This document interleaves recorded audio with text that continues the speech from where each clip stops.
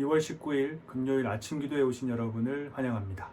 오늘 우리가 함께 나눌 본문 말씀은 누가복음 16장 1절에서 13절 말씀입니다. 다 함께 말씀 읽도록 하겠습니다. 또한 제자들에게 이르시되 어떤 부자에게 청지기가 있는데 그가 주인의 소유를 낭비한다는 말이 그 주인에게 들린지라. 주인이 그를 불러 이르되 내가 내게 대하여 들은 이 말이 어찌 됨이냐. 내가 보던 일을 세마라. 청지기 직무를 계속하지 못하리라 하니 청지기가 속으로 이르되 주인이 내 직분을 빼앗으니 내가 무엇을 할까. 땅을 파자니 힘이 없고 빌어먹자니 부끄럽구나. 내가 할 일을 알았도다. 이렇게 하면 직분을 빼앗긴 후에 사람들이 나를 자기 집으로 영접하리라 하고 주인에게 빚진 자를 일일이 불러다가 먼저 온 자에게 이르되 내가 내 주인에게 얼마를 빚졌느냐. 말하되 기름 100만이니이다. 이르되 여기 내 증서를 가지고 빨리 앉아 50이라 쓰라 하고 또 다른 이에게 이르되 너는 얼마나 빚졌느냐. 이르되 밀 100석이니이다. 이르되 여기 내 증서를 가지고 80이라 쓰라 하였는지라. 주인이 이 옳지 않은 청지기가 이를 지혜 있게 하였으므로 칭찬하였으니 이 세대의 아들들이 자기 시대에 있어서는 빛의 아들들보다 더 지혜로움이니라. 내가 너희에게 말하노니 불의의 재물로 친구를 사기라.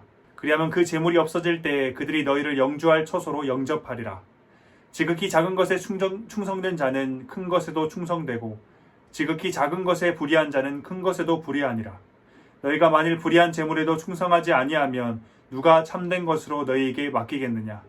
너희가 만일 남의 것에 충성하지 아니하면 누가 너희의 것을 너희에게 주겠느냐. 집 하인이 두 주인을 섬길 수 없나니 혹 이를 미워하고 저를 사랑하거나 혹 이를 중히 여기고 저를 경히 여길 것임이니라. 너희는 하나님과 재물을 겸하여 섬길 수 없느니라. 아멘.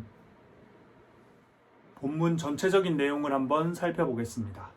예수님께서 제자들에게 한 가지 비유를 말씀하십니다. 한 부자가 있었습니다. 그리고 부자에게는 청지기가 있었습니다. 이 청지기는 그 이름 그대로 부자의 소유를 위탁받아서 관리하는 자였습니다. 그런데 어느 날 부자에게 한 소문이 들려옵니다. 자신의 재산을 관리하는 이 청지기가 재산을 낭비하고 있다는 소문이었습니다. 주인은 청지기를 불러서 소문의 사실 여부를 확인합니다. 그런데 그 소문은 사실로 판명됩니다. 그리고 주인은 청지기에게 바로 해고를 통보합니다. 아마도 후임자에게 인수인계를 하고 청지기가 당시에 하고 있던 일을 마무리해야 했기에 청지기는 바로 해고되지는 않았을 것입니다. 해고 통보를 받고 실제로 해고가 되기 전까지 청지기는 이제 어떻게 먹고 살아야 하는지 고민에 빠졌습니다. 그리고 그 고민 끝에 청지기는 한 가지 방법을 떠올립니다.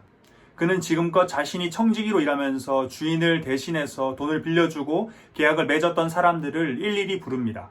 그리고 그들의 빚을 자기 마음대로 탕감해주고 계약을 위조합니다. 6절과 7절에 따르면 청지기는 기름 100마를 빚진 자에게 절반을 탕감해주고 계약을 위조합니다. 또 밀백석 빚진 자에게는 20%를 탕감해주고 계약서를 위조합니다. 이런 식으로 청지기는 주인에게 빚진 자들의 빚을 마음대로 탕감시켜주고 그들로부터 자신이 해고된 이후의 삶에 대한 보장을 받고자 했습니다. 이 사실을 알게 된 주인은 뜻밖의 반응을 보입니다. 청지기가 이를 지혜 있게 했다며 그를 칭찬한 것입니다. 여기까지가 오늘 본문에 등장한 불의한 청지기 비유의 내용입니다. 그리고 예수님께서는 이 비유를 드신 후에 8절 뒷부분부터 13절까지 본격적으로 이 비유를 통해 가르치고자 하셨던 것을 가르치기 시작하십니다. 예수님의 가르침의 내용도 한번 살펴보겠습니다. 8절 9절입니다. 이 세대의 아들들이 자기 시대에 있어서는 빛의 아들들보다 더 지혜로움이니라. 내가 너희에게 말하노니 불의의 재물로 친구를 사기라. 그리하면 그 재물이 없어질 때에 그들이 너희를 영주할 처소에 영접하리라. 이 두 구절은 예수님 또한 비유 속 주인과 같이 청지기를 지혜롭다라고 평가하고 계시다는 것을 보여줍니다. 이어서 예수님께서는 작은 것과 큰 것, 불의한 재물과 참된 것, 남의 것과 너희 것을 비교하시며 작은 것, 불의한 재물, 남의 것에 충성하지 않으면 큰 것, 참된 것, 너희 것에도 충성할 수 없다고 말씀하십니다. 그런 다음 마지막으로 예수님께서는 이렇게 말씀하십니다. 집 하인이 두 주인을 섬길 수 없나니 혹 이를 미워하고 저를 사랑하거나 혹 이를 중히 여기고 저를 경히 여길 것임이니라. 너희는 하나님과 재물을 겸하여 섬길 수 없느니라. 여기까지가 비유를 통한 예수님의 가르침에 대한 내용입니다. 오늘 본문을 제대로 해석하기 위해서는 주인이 칭찬한 것은 무엇이고 주인이 질타한 것은 무엇인지를 살펴봐야 합니다. 먼저 주인이 청지기를 칭찬한 것이 무엇인지 살펴보겠습니다. 8절에 기록되어 있는데요. 8절입니다. 주인이 이 옳지 않은 청지기가 일을 지혜 있게 하였으므로 칭찬하였으니 이 세대의 아들들이 자기 시대에 있어서는 빛의 아들들보다 더 지혜로움이니라. 오늘 본문을 난해하게 만드는 구절 중에 하나가 바로 이 8절입니다. 주인이 칭찬하는 것에 대해서 우리가 조금 더 구체적으로 살펴보겠습니다. 주인은 옳지 않은 청지기가 일을 지혜 있게 했다고 말하며 칭찬합니다. 여기서 청지기가 지혜 있게 한 일은 바로 앞에 나오는 4절부터 7절까지의 내용입니다.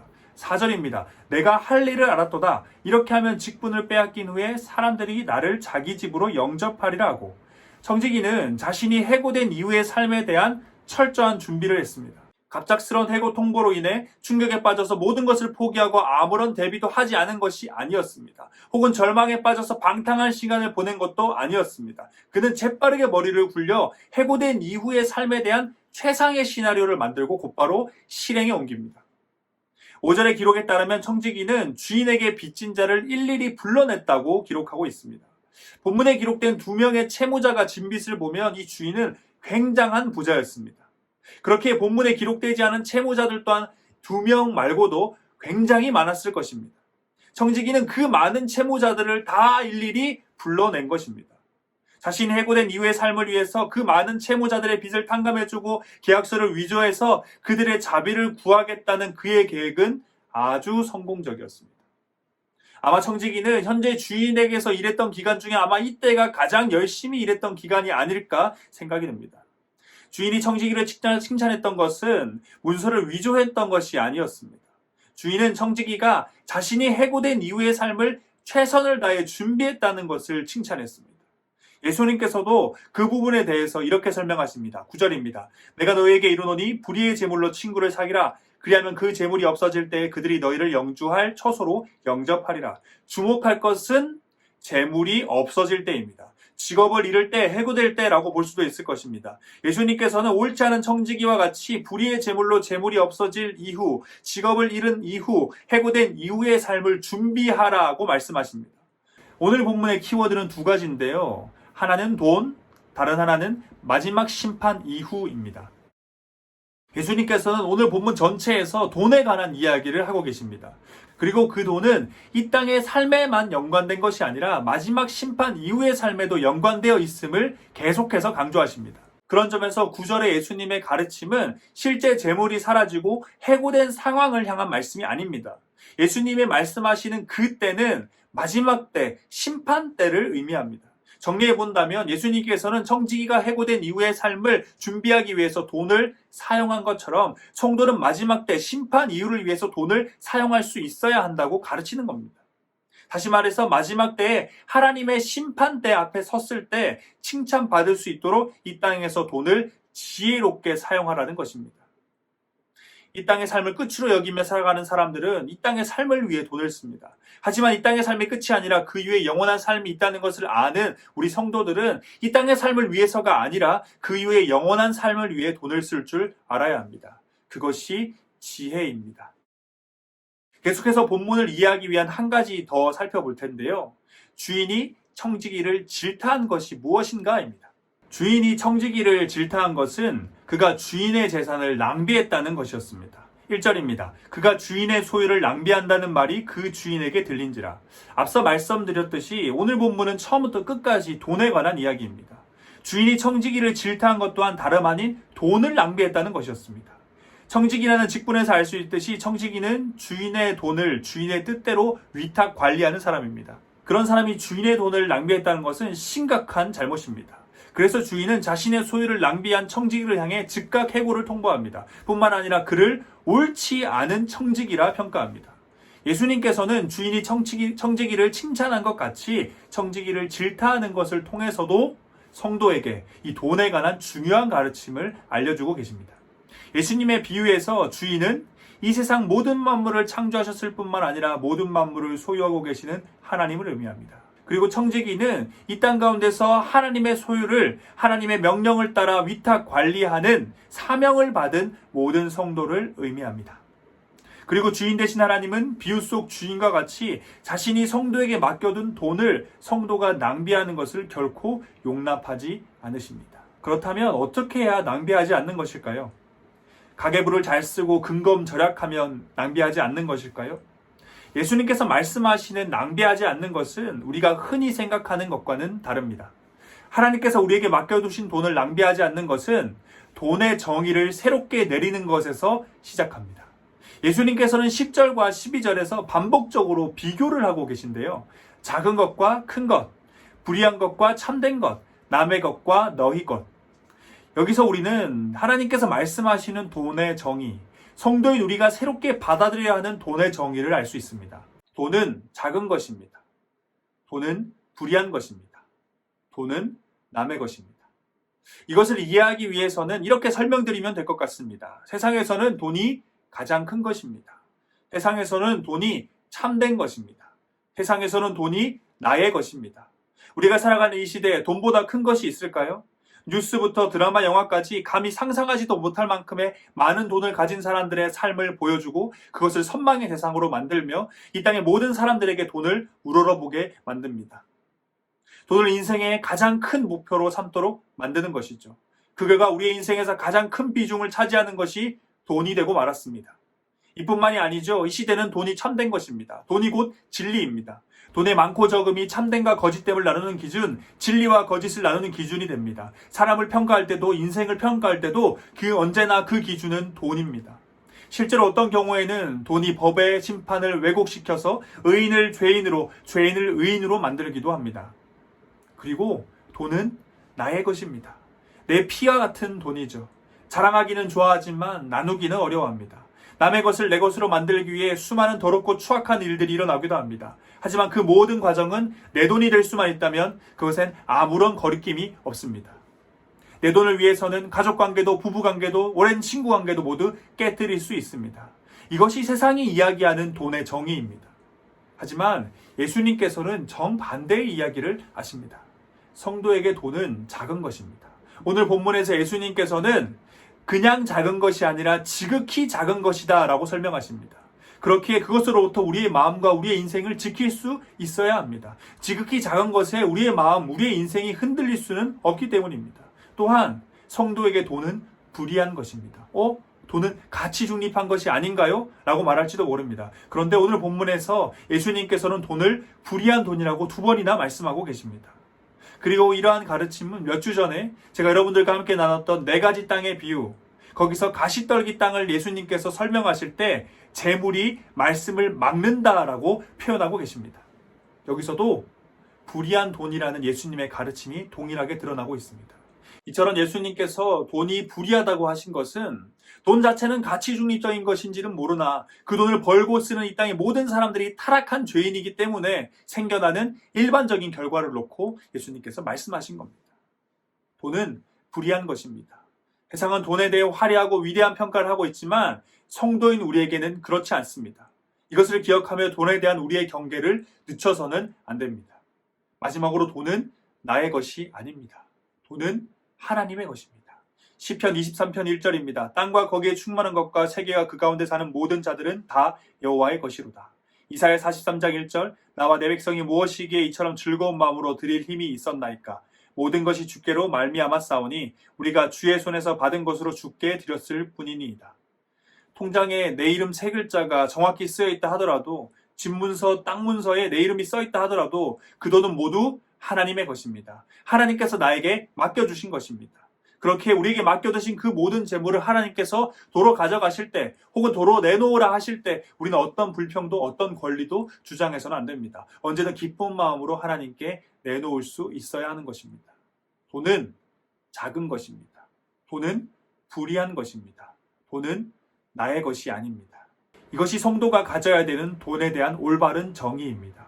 우리가 주목해야 되는 또 한 가지는 예수님께서는 그렇다고 이 돈을 버리고 포기하라 말씀하시지는 않았다는 겁니다. 작은 것에 충성된 자가 큰 것에 충성되고 불의한 재물에 충성한 자가 참된 것을 받을 것이고 남의 것에 충성한 자가 자기 자신의 것을 받는다고 말씀하십니다. 돈에 대한 올바른 정의를 내리고 그것을 충성되게 위탁 관리하는 사람에게는 큰 것, 참된 것, 자기 자신의 것이 주어진다고 말씀하고 계신 겁니다. 여기서 이 큰 것과 참된 것과 자기 자신의 것은 마지막 때의 성도에게 주어질 이 하늘의 보상, 하나님의 나라, 영원한 생명을 의미합니다. 하나님께서는 마지막 때에 크고 참된 진정으로 우리의 것을 선물로 주실 것입니다. 이것은 세상의 돈과는 비교할 수 없습니다. 내 것이라 말하지만 잃지 않을까 두려워하면서 전전긍긍하는 이 세상의 돈과는 다릅니다. 진정으로 나의 것이 되는 겁니다. 크고 참된 하나님께서 주시는 진정한 나의 상급인 것입니다. 그리고 이 모든 것을 얻는 방법은 작고 불의하며 나의 것이 아닌 그 돈을 하나님 앞에 충성되게 관리하는 것, 다시 말해 제대로 쓰는 것입니다. 그럴 때 하나님께서 우리에게 이것을 주십니다. 돈을 낭비하지 말라는 예수님의 가르침을 정리해 보면 돈에 대한 올바른 정의를 내리고 제대로 쓰는 것을 의미합니다. 이것이 하나님께서 우리에게 맡기신 돈을 낭비하지 않는 방법입니다. 지금까지 오늘 본문을 제대로 이해하기 위해서 우리는 주인이 청지기를 칭찬한 것이 무엇이고 질타한 것이 무엇인지를 살펴봤습니다. 두 가지를 정리해 보면 결국 예수님께서는 같은 이야기를 하고 계시다는 것을 알 수 있습니다. 이 땅에서 돈을 제대로 써서 마지막 심판 이후에 하나님께 큰 상급을 받으라. 바로 이것입니다. 사랑하는 대학교의 성도 여러분, 오늘 본문은 굉장히 예민한 주제를 다루고 있습니다. 특히 오늘날과 같이 경제적으로 어려운 시기에는 더욱 예민한 주제입니다. 하지만 성경은 우리의 경제적인 상황에 상관없이 언제나 동일한 진리를 가르치고 있습니다. 그렇게 우리는 마음을 다잡고 겸손히 그 말씀 앞에 서야 할 것입니다. 하나님께서 나에게 맡겨주신 돈을 잘 쓰고 계신가요? 혹시 그 돈을 낭비하고 계시진 않으신가요? 돈은 이 땅에서 오랜 세월 동안 아주 강력한 힘을 자랑하며 사람들을 휘어잡아 왔습니다. 세상에서 돈이 가지는 이 가치와 지위가 얼마나 강력한지 예수님께서는 돈을 하나님과 대등한 위치에 놓고 비교하고 계십니다. 오늘 본문의 마지막 절인 13절입니다. 집 하인이 두 주인을 섬길 수 없나니 혹 이를 미워하고 저를 사랑하거나 혹 이를 중히 여기고 저를 경히 여길 것임이니라. 너희는 하나님과 재물을 겸하여 섬길 수 없느니라. 예수님께서는 하나님과 돈, 두 주인을 섬겨서는 안 된다라고 말씀하지 않으셨습니다. 예수님께서는 두 주인을 섬길 수 없다라고 말씀하고 계십니다. 섬길 수 없다는 것은 둘 다 섬기는 것은 불가능하다는 것을 의미합니다. 다시 말해 둘 중에 오직 하나, 하나님과 돈 중에 오직 하나만 섬길 수 있다는 것이죠. 그런 점에서 이것은 성도인지 아닌지를 구분하는 중요한 기준이 될 수 있습니다. 오늘 본문 바로 뒤에 이어지는 14절을 한번 살펴보겠습니다. 이렇게 기록되어 있습니다. 바리새인들은 돈을 좋아하는 자들이라 이 모든 것을 듣고 비웃거늘. 돈을 좋아하는 자들, 곧 돈을 주인으로 섬기고 하나님을 주인으로 섬기지 않은 이 바리새인들은 돈에 관한 예수님의 가르침을 듣고 비웃었습니다. 말도 안 되는 소리다. 세상 물정 모르고 하는 소리다 라고 말하며 예수님의 가르침을 거부한 겁니다. 오늘 돈에 대한 예수님의 가르침 앞에 우리의 반응은 어떻습니까? 우리의 모습은 어떻습니까? 우리는 누구를 주인으로 섬기고 있습니까? 하나님 아니면 돈 아니면 하나님입니다. 하나님과 돈을 함께 섬길 수 있다는 거짓말에 넘어가지 맙시다. 돈은 크고 중요한 것이라는, 돈은 참되며 진리라는, 돈은 나의 것이라는 거짓말에 넘어가지 맙시다. 돈은 지극히 작은 것입니다. 불의한 것입니다. 또한 나의 것이 아닌 하나님의 것입니다. 이 땅에서 우리에게 맡겨준 돈, 하나님의 뜻대로 쓰고 마지막 때에 하나님께 큰 상급을 받는 우리가 되길 소망합니다. 다 함께 기도하겠습니다. 우리를 구원하시고 창조하신 하나님, 오늘 우리는 누가복음 말씀을 통해서 예수님께서 말씀하신 돈에 대한 가르침을 살펴보았습니다. 돈에 대한 정의를 올바로 내리길 원합니다. 돈은 지극히 작은 것이며 불의한 것이고 우리의 것이 아닙니다. 이 땅에서 우리가 살아갈 때 돈에 대한 올바른 정의를 내리고 하나님의 뜻대로 돈을 제대로 쓰길 원합니다. 그래서 마지막 때에 하나님 앞에 서서 칭찬받고 또한 하나님께서 주시는 큰 상급을 받길 간절히 소망합니다. 우리의 삶에 주어진 모든 것의 주인 되시는 우리의 구원자, 삶의 이유, 다시 오실 예수 그리스도 이름으로 기도드립니다.